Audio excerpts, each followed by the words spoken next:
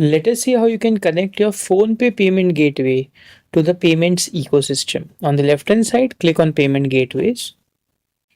Click on Add Gateway and select PhonePe. Here, enter a name for your reference.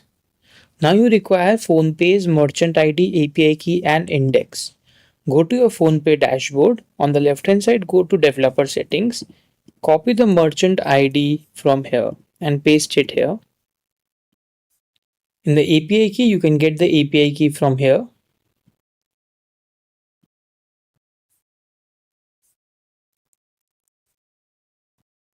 And you can get the salt index from here.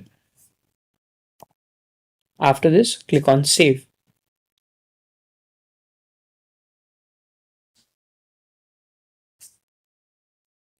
Once saved, your PhonePe payment gateway is now active. Thank you.